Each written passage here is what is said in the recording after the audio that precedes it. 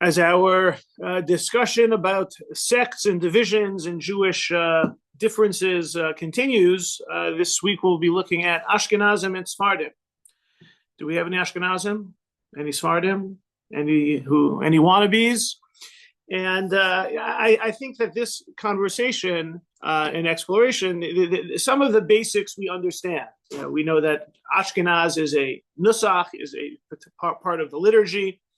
And we know that some of it is based on geography, and there's certain cultural understandings of certain differences. Sometimes we think they look a little bit different, and there's all sorts of preconceived notions that we may have about Ashkenaz and Sfard.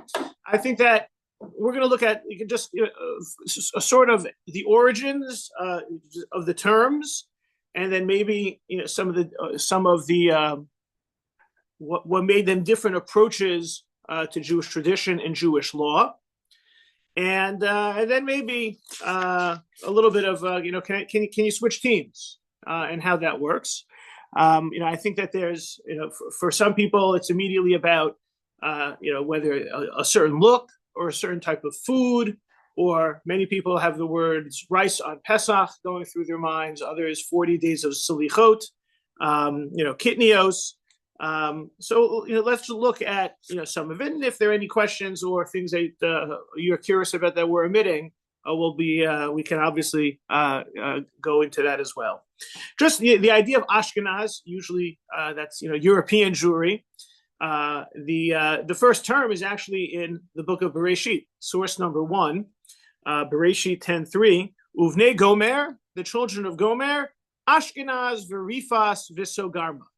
Right, this is going through the whole lineage of the generations post Noah. Right, Adam and Eve have their Cain and Abel. Cain kills Abel. They have Shase. You have the generations, you have the flood destroys everything and everyone, and then you have the repopulation of the world, and one is Ashkenaz. So what do the rabbis do with these names? So it's Gemara in Yoma says that Gomer, some of you may be thinking Gomer Pyle, you're dating yourselves. I'm just a nerd when it comes to culture, so I know that. But the Gemara in Yoma says Gomer, that's Germania. And Germania sounds a little bit like Germania, Germany. It seems the rabbis began to take these names and associate them with the geographical locations they're familiar with, which highlights the fact that the Talmud, so the rabbis in the 3rd to 5th century, are thinking about Germany. There's a map. The map that people 1,800 years ago, 1,700 years ago had was very different than our map. Right? It's very possible that their map of the world was flat, right? They didn't know us. Maybe they did. Maybe they didn't. We don't know. But they definitely have a sense that they're looking at this biblical population of the world as relating to geography. The Radak. So the Radak is a medieval Jewish commentary. He sees this verse that directly, B'nai Gomer Ashkenaz, he immediately thinks Ashkenaz. Radak is in Spain, but he thinks about people in Germany. Rifa, right, Rifat, he quotes Rabbeinu Saad Yagon, so Radak quotes a sage from several hundred years previous. These are the Gauls living in France. So we have to begin by pointing out a certain geographic awareness that existed amongst Talmudic tradition and amongst the medieval commentator tradition. Not yet about clearly you live in a different place, you have different types of communal norms, but they see this as tracing itself back to the biblical Ashkenaz. What about Sfard? So the first mention of the word Sfard appears in the book of Obadiah, right? This is this is the shortest book of prophets. This is source number 4. Where Obadiah is describing the diaspora, the exile, and he says that the galus hechel hazel livnei Yisrael asher Canaanim, when the exile is forced on the Israelites, right? They're going to be ad Sarfas, as far as Sarfas. Galus Yerushalayim, the Jerusalem exile, Asher Bisfarad. There will be those who live in Sfarad, in the towns of the Negev. Once again, Radak, in source number 5, he jumps on this and looks at these as geographic locations that he's familiar with, and feels that the prophet Ovadia was also familiar with these. And he introduces it as, where is Sarfat? You see the end of the line under source 5. Sarfat hu shekorin, France. Right? It's always fun when you read terms you're used to reading spelled in English, spelled in Hebrew. Franza. V'artos Sfarad shekorin Svanya. Spain. So we're seeing kind of a direct line being drawn between Ashkenaz being French, France and Germany, and Sfarad being the country we know as Spain. That these are places of a Jewish diaspora. These are places that we're trying to draw a straight line throughout history. This is the population centers that Jews are familiar with. Now, we don't have a record of Jews being in Spain in the times of Ovadia. We start to have a Jewish European diaspora really more specifically in the post-Second Temple destruction. That diaspora begins to see a division. Really, from just in a nutshell, the Jewish diaspora after the first destruction is Babylonia, Persia, that area. In the Second Temple era, we have a strong Jewish diaspora presence in what became from Persia into the Greek Empire, into Egypt. We have that during the Second Temple. We have a Jewish diaspora being recognized there. Post Second Temple, you begin to see more. You have Jews who are taking as slaves back to Rome, and that just doesn't mean Rome, what we know today as Rome. It's the whole empire. So we begin to see the spread of some Jews there. In the aftermath of the temple's destruction, that rabbinic period, as the Roman Empire recedes into the difference between the Byzantine Empire on one side and Roman countries dividing up on the other in the 6th, 7th, 8th, 9th, 10th century, the Jewish community still very much is Israel-centered and what we call Bavel, Babylonia-centered. Now, Babylonia is not just Babylonia today, but it's that area. So still the Jews are very much centered in that Middle East, right? And when we talk about Ashkenaz and Sfard, we talk about European Jews, and then Sfard we usually think about as Middle Eastern Jews, even though Sfard really is Spain.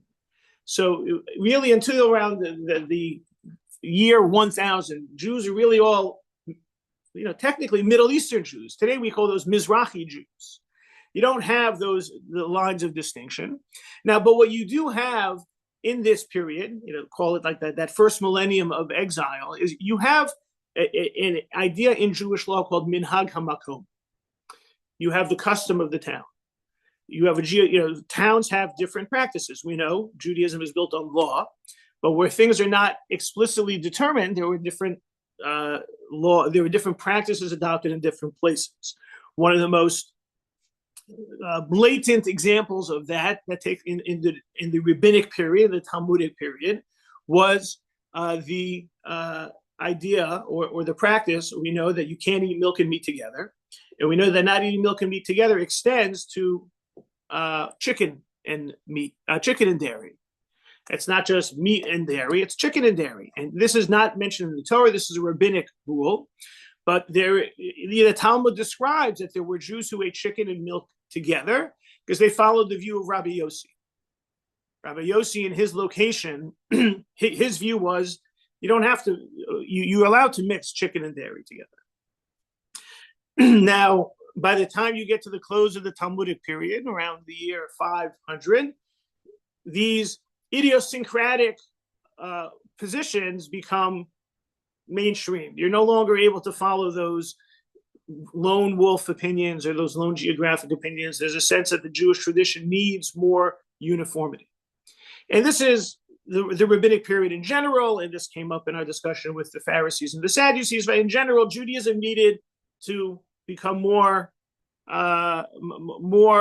organized around basic practices and principles and even customs, with just certain minimal idiosyncrasies that would exist within practice. And this especially emerges as the traditional academies of Jewish learning and spiritual leadership in Israel and Babylonia begin to weaken, and the Jews become more diverse and more diffused within the geographic area, spreading more into what's now Europe, France, Germany, Spain, North Africa. And as you no longer have as much direct one-to-one oversight of tradition and community, you begin to see the rise, and we've talked about this in different times, the idea of the rise of responsa. That was last summer's discussion. The idea that people would write questions to rabbis, and rabbis had to recognize that their questions would be read and shared and the like, and therefore the law starts to become more formalized. It's no longer open the book and see the law. It's more top down, being instructed about the law. And when that happens, you have to kind of be a little bit more consistent and appeal to everyone's going to see these answers. You want everyone to, you're not going to be able to be as diverse anymore. And then that leads to the beginning of the law codes. The first law codes, Rabbi Yitzhak Alfasi of Morocco around in the 11th century, of course, Maimonides in the 12th century. Then in this time, as that becomes, as the codes become the guide in the direction for the Jewish community, whichever code you're using becomes the communal practice. And initially you had Rabbi Isaac Alfasi, you had Maimonides, these were the codes. And here you are now, in the 13th century, you have a Judaism that everyone, kind of has the same books and the like. However, we skipped culturally and historically major events, because between the 6th century and the 13th century, you have really the explosion of two new religious worldviews that become dominant in their locations, right? You have Islam and you have Christianity. Christianity, of course, we talked about that last week.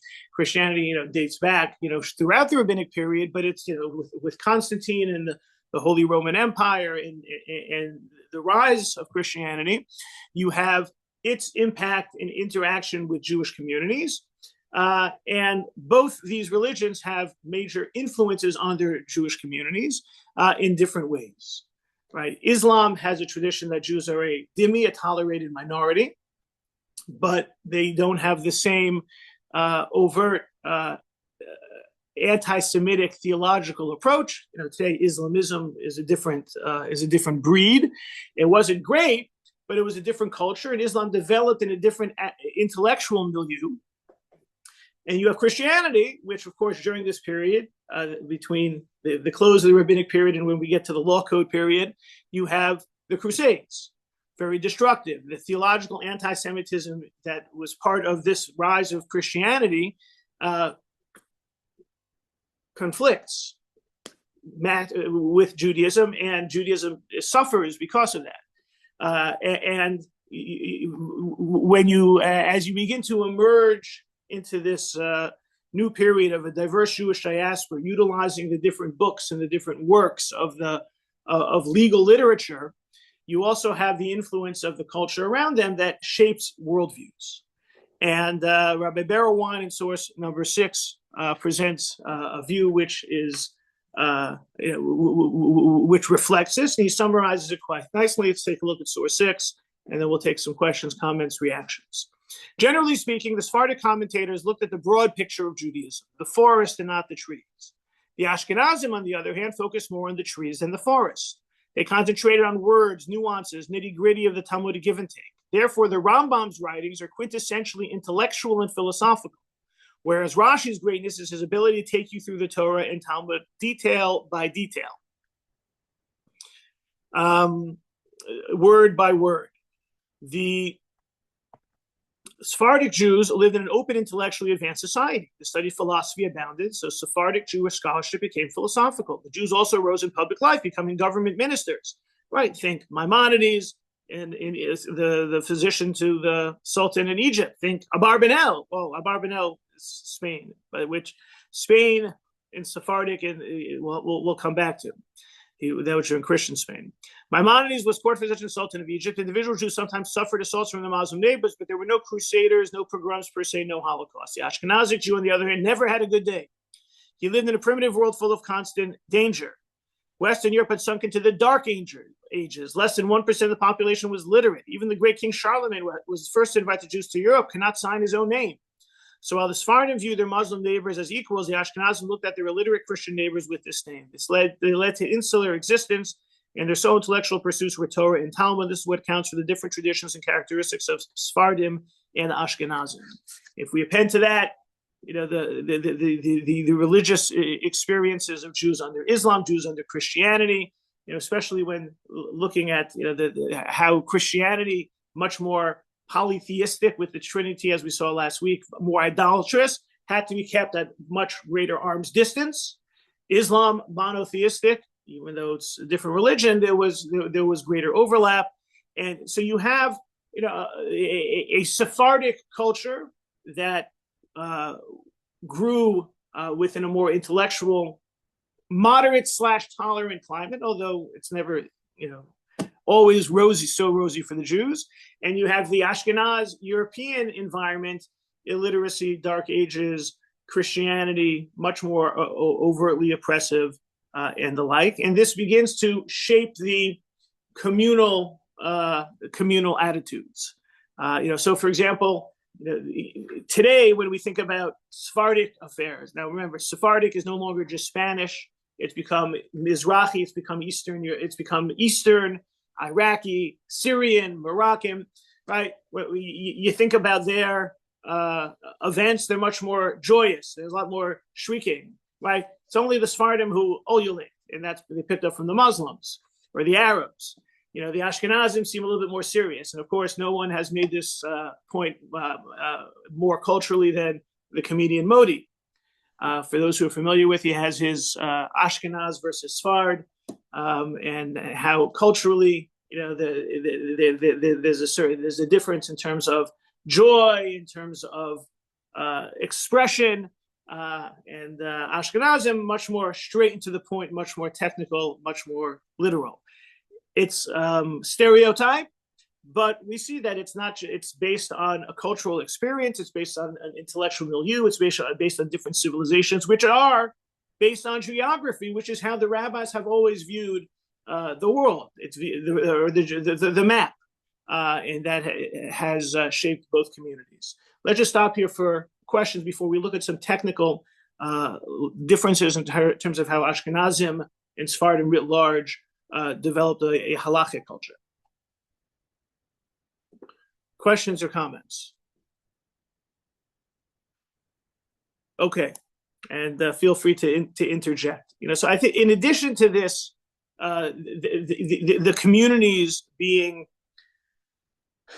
fed by the interaction they had with the outside forces and the cultural milieus, to build upon something that Rabbi Wein referenced that is notable from a Jewish legal perspective. So Rabbi Wein noticed that and again, it's a generalization, that the Rambam was more intellectual, philosophical, Rashi was more nitpicky.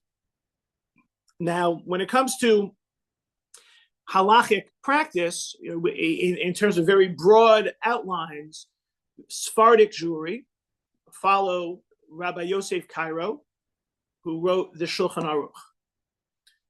Yosef Cairo, originally Spain, ended up in Cairo and then in Israel. So he was a tremendous intellectual and rabbinic force, and he wrote his magnum opus that survives to this day is the Shulchan Aruch, the set table. It is a further expression of a Jewish law code. Right? The Talmud has all the material, but not everyone can master the Talmud or even own an entire volume of the Talmud. Now it's on our cell phones, but how do you have access to the material? You ask the rabbis. But as communities spread out more, it becomes harder to get rabbinic opinion. And there's a sense that we need a book, we need a guide, we need a code of Jewish law. So the Code of Jewish Law, Rabbi Yosef Karo takes upon himself to write the Shulchan Aruch, a set table. And he basically wants it to have, there should be a way for any Jew to look at what the final decision is. Now, not everyone is so pleased with the law code because Jewish law isn't always cookie cutter to be pasted. However, there was a sense that the people needed it. And in particular, Rabbi Yosef Karo, living in the early 16th centuries, right after this expulsion from Spain, 1492. And especially when he with many of those Jews who flee to the land of Israel, there's a sense that they need a code to get them back into, whip them into shape. And if this is going to happen to Jews, they're going to be kicked out. They're going to be forced to move. They're going to be forced to recreate communities. They're going to need a book. They're going to need a guide. And Rabbi Yosef Karo figured this would be that guide. We've talked about how Dr. Chaim Soloveitchik's thesis, Rupture and Reconstruction.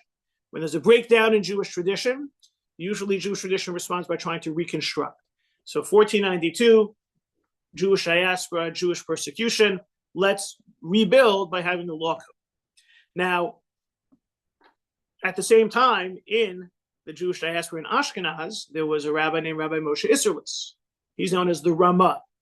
And nowadays, 500 years later, we know there's the author of the Shulchan Aruch, Rabbi Yosef Karo. We call him the Machaber. He's the author. And there's the Ramah, Rabbi Moshe Isserles, who wrote the notes. He originally wrote his commentary. He called it the Mapah. Mapah is a tablecloth. So if Rabbi Karo wrote the table, Rabbi Isserles wrote the tablecloth. And, skipping over everything in the middle, nowadays you have the Sephardim following the Shulchan Aruch, and you have the Ashkenazim following the Ramah. What's the difference in what happened? So it is helpful to note that historically speaking, remember, Rabbi Yosef Karo and the Ramah did not know each other. One was living in Israel, one was living in Poland, in Krakow. However, Rabbi Yosef Karo was an older contemporary, and Rabbi Yosef Karo's Shulchan Aruch was so widely accepted to such a claim that it made its way to Krakow. At the same time as Rabbi Yosef Karo was writing the Shulchan Aruch, Rabbi Moshe Isserles is writing his own law code. And when Rabbi Isserles received the Shulchan Aruch and saw what Rabbi Yosef Karo had done, he buried his work. And he did not publish it because had he done so, he felt you would have two competing law codes. And instead, he annotated Rabbi Karo's Code of Jewish Law, and he put in some of the differences that were found in the Jews of his locale, Poland, Europe in general, Ashkenaz. And so what emerges is that you have a Shulchan Aruch, which is followed and accepted really by the entirety of the Jewish people. But it's known that the Shulchan Aruch is Sephardic, even though it's not Spanish, and the Ramah is Ashkenazi, even though it's not exclusively German, it's really Polish. Now, what's the difference? How do we define the difference? Besides it being practices, that here there was one practice and there was another. So obviously, many articles have been written in stories and academic analysis. But Rabbi Moshe Feinstein, when addressing an issue relating to Jewish marriage and family life, summarizes really the different intellectual and religious worldviews that Rabbi Karo and Rabbi Isserles had in developing their respective works. And so he says that the Beis Yosef, what always complicates things even more is that Rabbi Yosef Karo wrote the Shulchan Aruch. He's called the Mechaber. He's also the Beis Yosef. It's kind of, they're all the same person. But it says that we see Shehu Hichshiv Barov Hapamim Rak Shalosh Shitos Leilech Basar Harov. Right. So Rabbi Yosef Karo, when he was trying to figure out which is the right, correct law, he would look at the Rif, the Rambam, and the Rush. He would look at Rabbi Alphas, who was the first law code in Morocco. He would look at Maimonides from the 12th century, and he looked at Rabbeinu Asher. Rabbeinu Asher is the 13th century, who had started off in Germany and then went into, ended up in Spain. So he's an interesting character because he's Ashkenaz and Sfard. And what Rabbi Yosef Karo would do is he would analyze their writings and he would follow the majority. Here are the three views. If they all agree, great. If they don't all agree, let's follow 2 out of 3. Even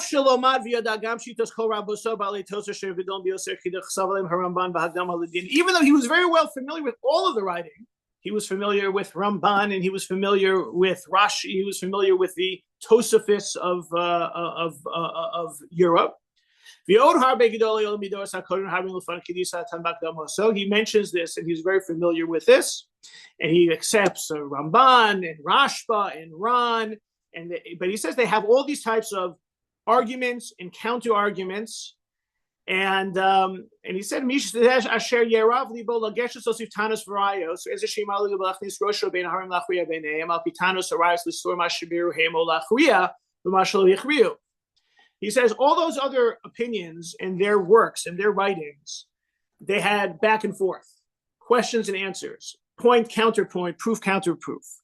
So if you have a more complex legal material, or you have more direct legal material, it's always easier. Let's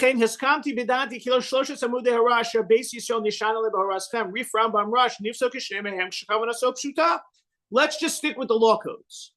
And it's true, if you look at the more expansive Jewish literature, you can find arguments and counter arguments and rationales for doing things differently. And that might actually be correct. That becomes way too complicated. And so if we have the big three, Rif, Rambam, Rush, and they agree, or we can find 2 out of 3, let's focus on that. The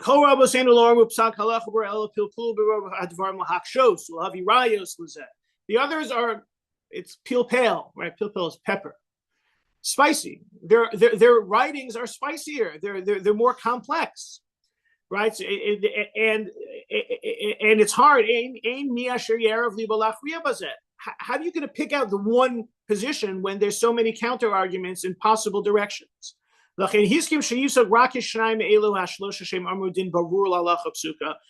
Yosef Karo kept it simple. This is his rule throughout. There are, of course, exceptions, and that's what Torah scholars do. They pick out the exceptions, but for the most part, if you had to define the Shulchan Aruch, what's the methodology? Rif, Rambam, Rush, 2 out of 3. That's we do it straightforward, and that is that's the way forward. And these are the ones that they didn't. They just wrote halacha. They wrote the law.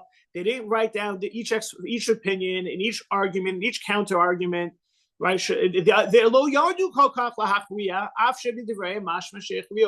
They didn't write their writings to be quick and to the point, even though they do sometimes come up with a conclusion. So there are other works that are too cryptic. And so the Beis Yosef is saying, he's admitting, I'm taking these 3 and I'm running with it. However, Vaharama, 3 lines from the bottom of that passage, Rabbi Feinstein, he disagreed. He had a different worldview.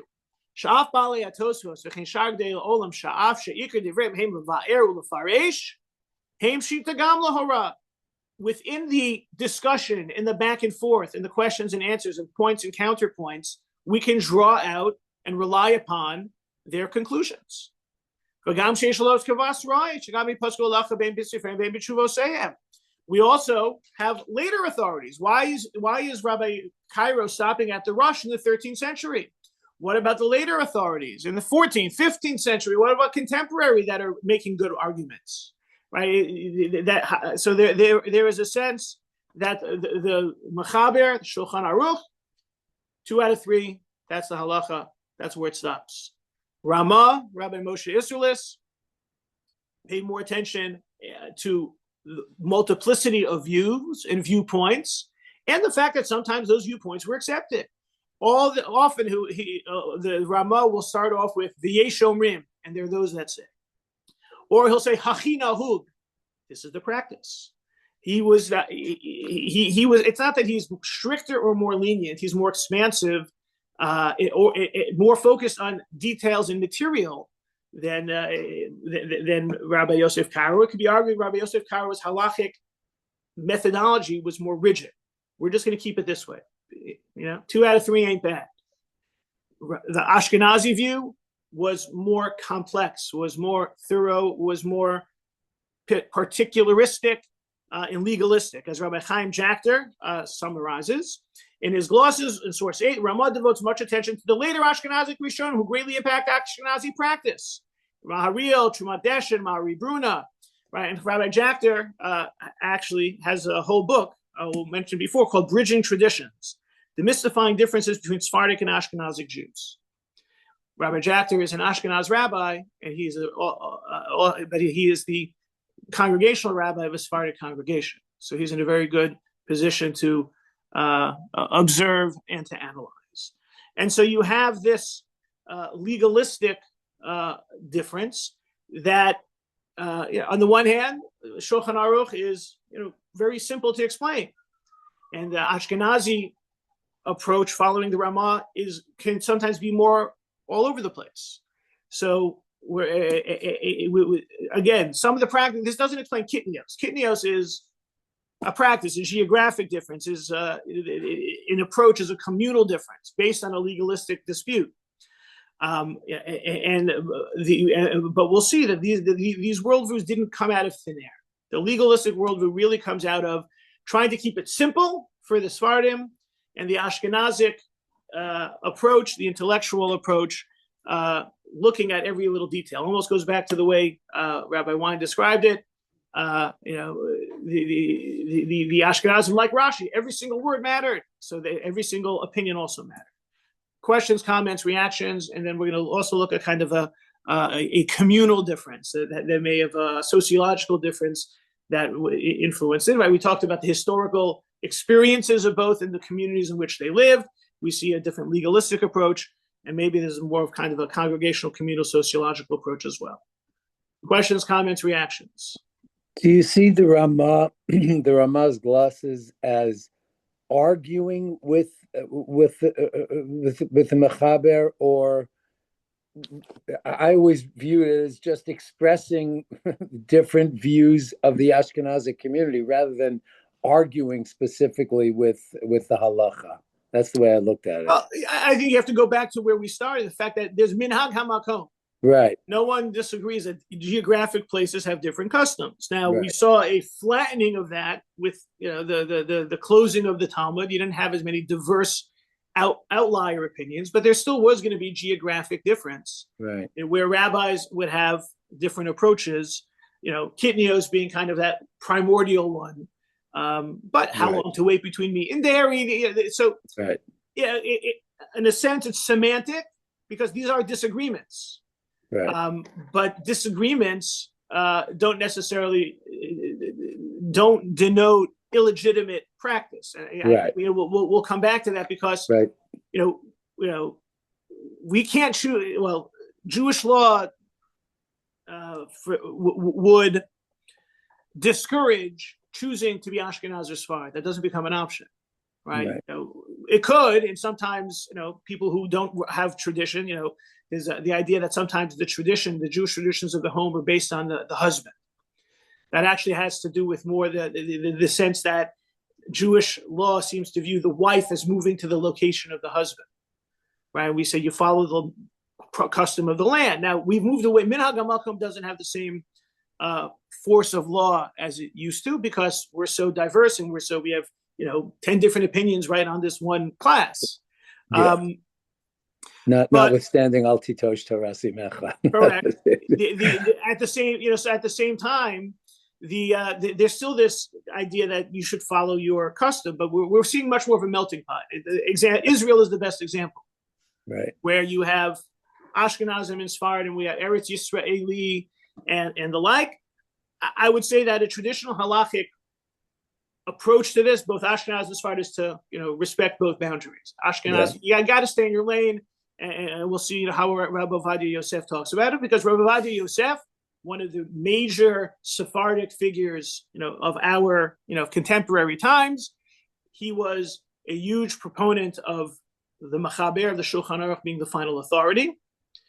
And he was also very big into Sephardic superiority, meaning they had the more accurate tradition. Mm-hmm. And at the same time, Ashkenazim had to keep their tradition, even if they're wrong.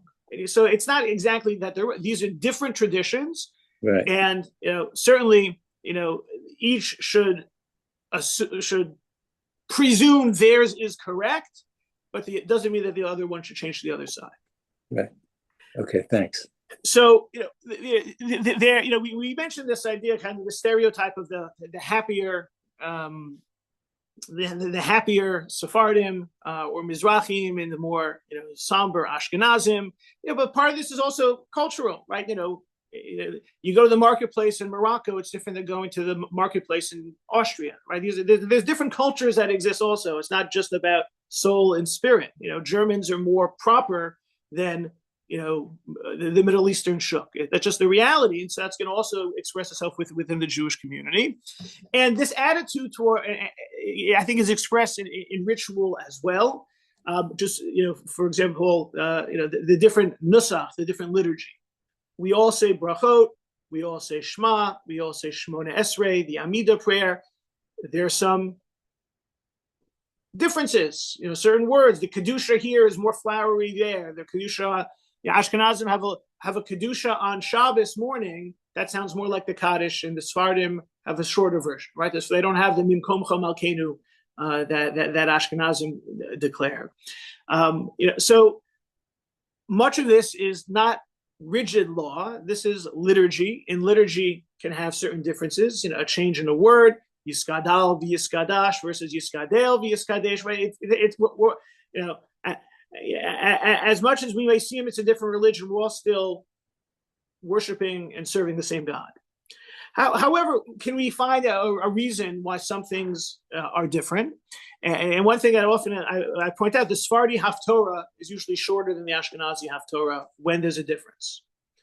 And the Rabbi Chaim Angel has looked at the liturgy, and he doesn't really pinpoint anything specific other than the community. That liturgy sometimes develops based on where the community's at.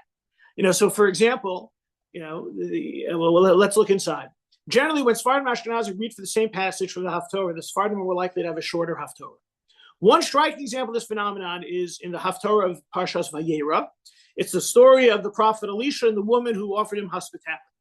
Elisha prophesied this woman to give birth to a son as a reward for her hospitality, and indeed she did. These seems directly parallel elements of the Parsha. Angelic guests visit Abraham and Sarah. They offer hospitality. Angels promise the birth of Isaac. So after these initial parallels to the Haftorah, the story in the Haftorah takes a tragic turn. The son dies, and the woman goes to find Elisha. And as she leaves home, the woman's husband asks why she's going out. If there's a special occasion, she replies, Shalom.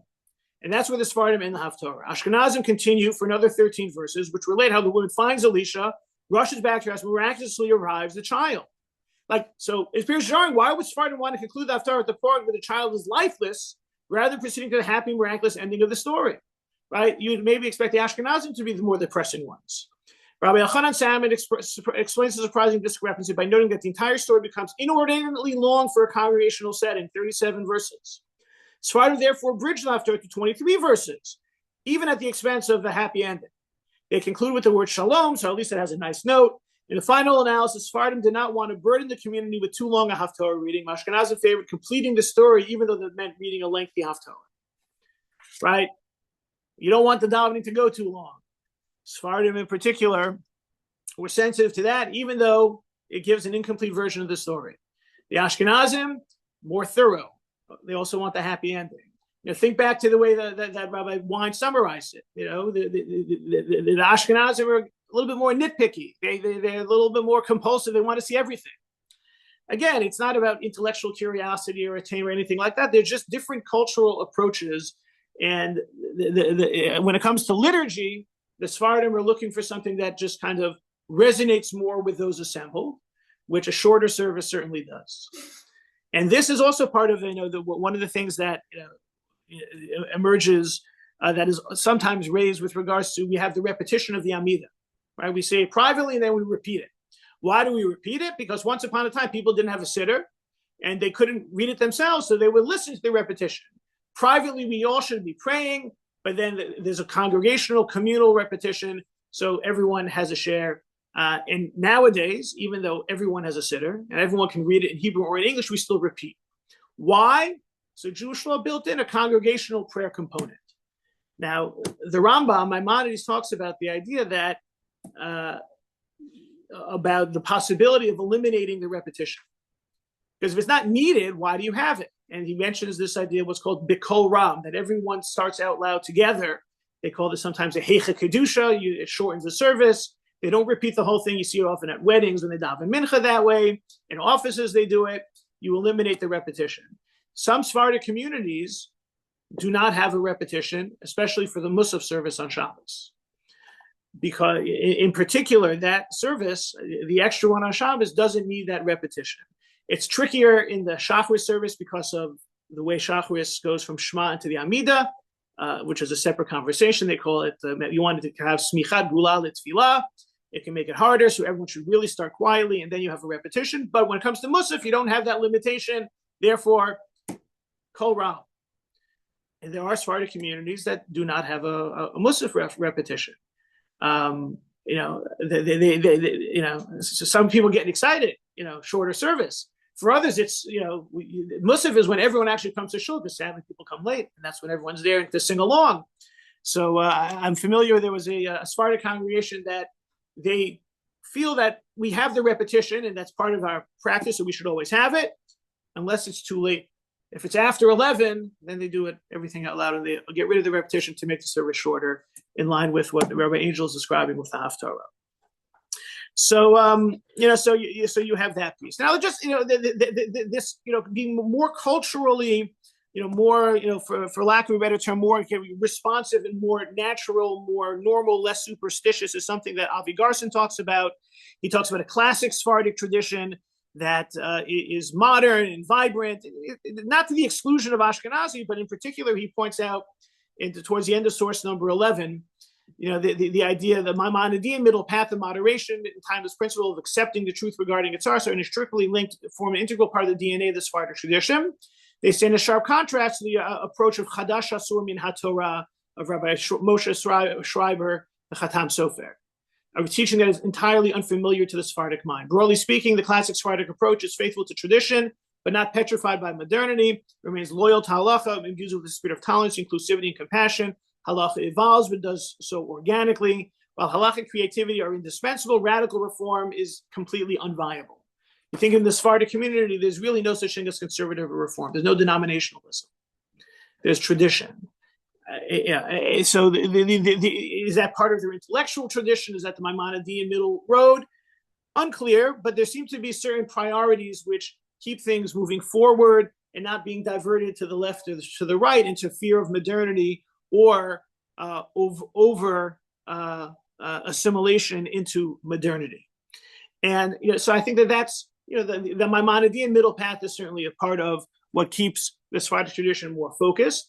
And there's a certain sense that when you talk about the concept of what they have in Israel today, Misorati, people who are very traditional, right? This idea of a very traditional approach that's not necessarily surrounded by explicit ritualization, or as an example, I was at a restaurant and sitting down, and there's two guys who were there. They looked very Sephardic. One was wearing a kippah, one was not. The one who was not wearing kippah went to do Netilat Yadayim, sat down, took the other guy's kippah, put it on his head, said Hamotzi, took a bite, and gave him back his kippah. That can happen with Ashkenazim too, but it's more likely to happen with Sephardim. And I think that that's part of this this idea of being this middle road, Maimonidean intellectual tradition that wasn't so proactively looking for all the different opinions, kept it simple. 2 out of 3 ain't bad. That's the halacha. Let's focus on the needs of the people. Don't have the shorter, more direct service. Let's keep things focused on tradition, as well as a very strong focus on family. This idea, this focus on family emerged, this is just a snippet of the article in source number 12 during COVID. where there was a case before Pesach of COVID, where there was a group of Moroccan rabbis who came out with the idea of at the Seder night to have a Zoom on Pesach. And they said you had to have the computer on before and you couldn't turn it off. And this was a one-time only thing, but there was really a permission granted by a group of Moroccan rabbis in time of emergency that we should let this happen. And they wrote that families that want to connect with each other this upcoming Seder night could use Zoom if they turn on their electric device and the Zoom application before the holiday begins. They said allowing the Zoom was all the more important since many Jewish youth might not have a Seder if not for their connection with their grandfather and grandmother. And they built in this need for family connection into their decision.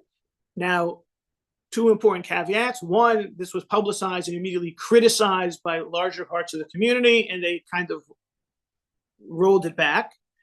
Also, it's based on the core of the permissive ruling in the first place is built on a more lenient approach to electricity. We've spoken about what's wrong with electricity on Shabbos. Usually assume it's like a fire. What if it's not like a fire, right? There's no fire on the Zoom, right? It's not incandescent bulbs or anything like that. It's the same thing about, if something is on and you don't touch it, you're not violating electricity. So for the most part, much of the rabbinic world has accepted that we just stay away from electricity on Shabbos, period. Whether we have a good reason or don't have a good reason, we stay away from it.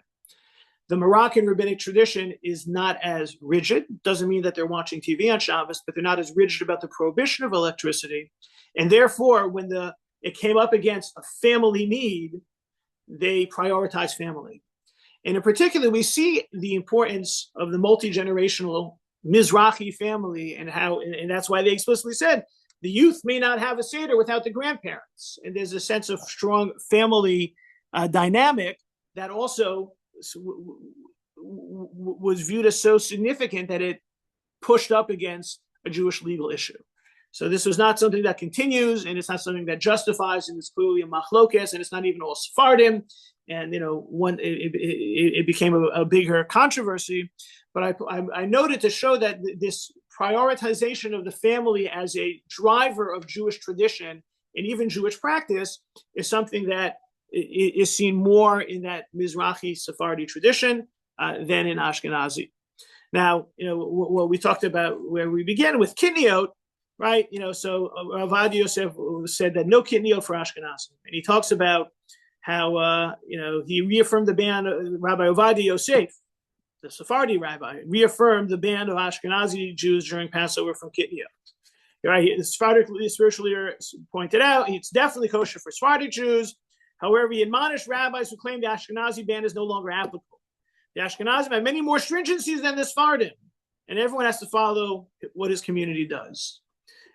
And again, he further explained Ashkenazi ban, a kind of once prevalent custom, right? He recognizes it, and like I said before, in other responses, he sometimes identifies Sephardic superiority in the halachic tradition, but we each have to stay in our lane because ultimately tradition is the biggest driver.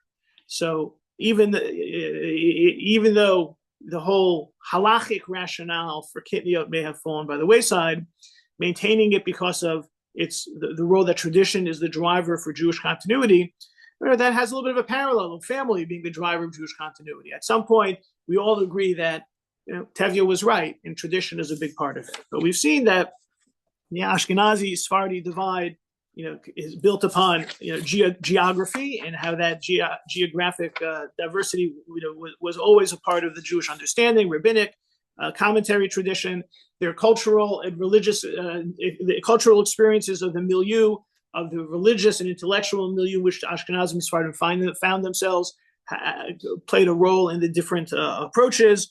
The legalistic, in terms of how Rabbi Yosef Karo did it 2 out of 3 and stuck with it, and a more diverse search for sources on the Ashkenazi tradition Ramah may have actually shaped the different approaches to Jewish law. Certainly the role of community and how responsive to be a community. Do you have to say every word, or do you have to make it work for the community? May have influenced the different communities, certainly with regards to liturgy, as well as this Maimonidean middle of the road principle may have kept the Sephardic community moving straight forward without moving in either direction with regards to different denominations or an overly closed society, but still sticking with tradition, as well as the role that family, the prioritization of family may also be a driver of the Sephardic tradition. And hopefully we can each take the best of both worlds for leading us into the future. Happy to take any questions or comments. Yeah. Just looking into the hopeful future, like when Mashiach come, and the Beit Hamikdash has karbanot. Do you think that there'll be machlokas? So in the hopeful future, there hopefully will not be machlokas. Okay. But however, when preparing for this class, you get into certain things like the different pronunciation between Sfardit and Ashkenazis, right? Which one's right? And I would say that as we move into the modern period, both lanes double down. Ashkenazis, right? I grew up with Ashkenazis, pronouncing the tufs as sufs, and it was interesting as we raised our kids to a school that they spoke Sfardit, and I kind of would tongue in cheek, bemoan my fate that the Ashkenazis of my tradition was being lost. It's not the big deal. However, but there are those who, like for example, Parsha Zachor, they'll read the remembering Amalek several times. So you have the Ashkenazis and the Sfardit, and the Polish and the Litvish. However, I don't know. Maybe it's something I did right that so far two of the kids have reclaimed their Ashkenazis roots. Okay. So I don't know, but I mentioned it just in terms of hopeful Mashiach comes will hopefully transcend it. But it does highlight that which one is authentic. Now, with regard to pronunciation in particular, there are those who feel that the Yemenites are authentic, and if you've ever heard Yemenites speak Hebrew, it's very different. They don't have a tuf or a suf. They have a thuf. They have a gimel. They have different dalids. So some have said that since they're the most authentic, and I think that. But I do think if you take things back to the source of the way things were initially done, some of the things that we're talking about really are more diasporic in their nature. The different liturgies, the need for different geographic practices, and the like. And the temple was the place where we feel that things were most accurate. For example, like some of the rabbinic prohibitions of Shabbat didn't apply in the temple. They played music because we don't play music because we're worried we're going to fix the instrument. We're not worried, so we're more cautious there. So maybe that allowed us to be more pristine and more unified without the differences that developed later. And Halavai, we see it soon. So that's what's most important. Amen. Any other questions or comments? Yeah. So you mentioned the Moroccan ruling on using Zoom for the Seder. A month before that is Purim, and we had similar questions about how we do Megillah, and there are a lot of places, Young Israel Scarsdale was one of them, that allowed, a Zoom Megillah reading, and that was also an interesting thing. But a bigger picture. The difference there is that you can use malacha. You can do malacha on Purim. Correct. But the issue was more being yotze or not a congregational reading, which is certainly less halachically significant / problematic than the Seder. But yes, right, got it. Also, in Ashkenazic halacha, where does the Chaye Adam fit on the Ashkenazic, determination of what the halacha is compared to the glosses of the Ramah, which are, not as kind of complete? How does that fit? So the Chaye Adam of Rabbi Avram Danzig in the 19th century, that's the genre of Chaye Adam, Kitzur Shulchan Aruch, Mishnah Berurah, Aruch HaShulchan. He's writing a compendium based on the Ramah, but also factoring in more of his local communal practice. and you'll have those who may have a tradition to only follow his conclusions, or just like you have those who follow Mishnah Berurah's conclusions, or Rabbi Feinstein's conclusions. It's in that chain of the Shulchan Aruch with the Ashkenazi tradition, and then after those initial contributions to a consolidation of practice, then you have the different offshoots of different locales and different rabbis, and upgrades to include different issues of modern technology, things of the sort. All right, pleasure studying with everyone. Thank you. We'll pick it up next time. Thank you. Thanks, Rabbi. Yeah.